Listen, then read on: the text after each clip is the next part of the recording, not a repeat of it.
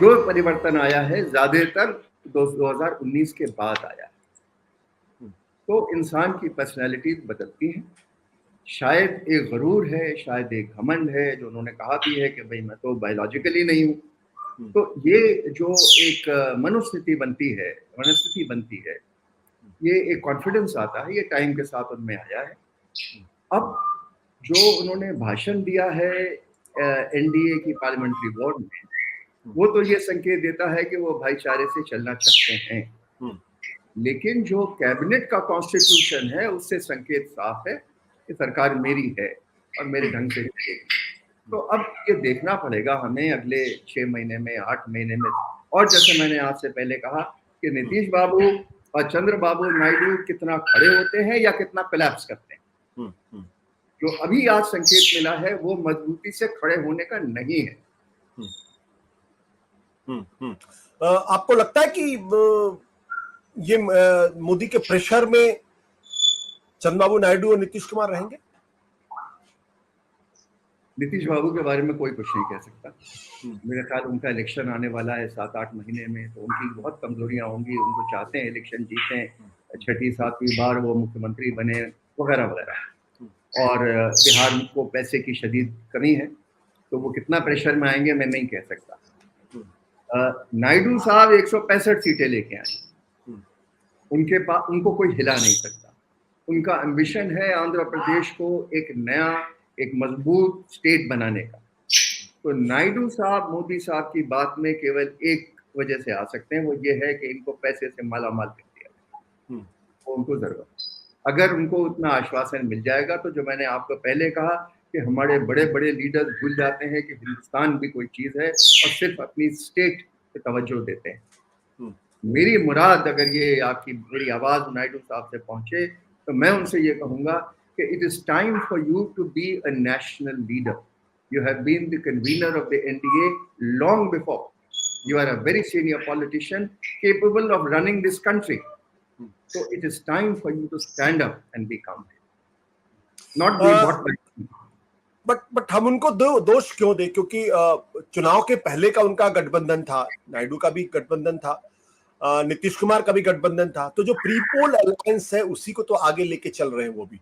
आपको लगता है कि ये आने वाले 6-7 महीनों के बाद ये जो कोalition गवर्नमेंट है इसमें कुछ बुनियादी फर्क आ सकता है? क्योंकि तब तक, क्योंकि मैं ये बात इसलिए सवाल कर रहा हूं क्योंकि चंद्रबाबू नायडू, नीतीश कुमार दोनों ही बहुत ही सीजन पॉलिटिशियन है और बहुत लंबी और बहुत बड़ी इनिंग्स उन्होंने भी खेली, एक मुख्यमंत्री के तौर पर भी खेली है और एक पॉलिटिकल लीडर के तौर पर भी। जैसा आपने जिक्र किया कि यूनाइटेड फ्रंट की सरकार जब 1996 में थी तो उस वक्त Chandrababu Naidu was very young but he was a convener of that. Nitish Kumar तो खैर लगातार मुख्यमंत्री हैं और अटल बिहारी वाजपेयी की कैबिनेट में भी थे। नहीं, वीपी सिंह साहब की कैबिनेट में थे। वीपी सिंह साहब की कैबिनेट में भी थे। और दोनों की लेकिन एक छवि है कि वो कभी भी पलटी मार सकते हैं, यानी कोई आइडियोलॉजिकल कमिटमेंट उनका नहीं है। क्या आज आप ये कह सकते हैं कि दोनों लंबे समय तक नरेंद्र मोदी के साथ या बीजेपी के साथ बने रहेंगे? ये तो कोई नहीं कह सकता। मैं समझता हूं कि सबसे बड़ी कमी ये है कि मैंने कॉमन मिनिमम प्रोग्राम नहीं सुना। आप कह रहे हैं कि इनका प्री पोल अलायंस था। अरे भाई क्या अलायंस है ये बताइए ना, किस बात पे अलायंस है आपका?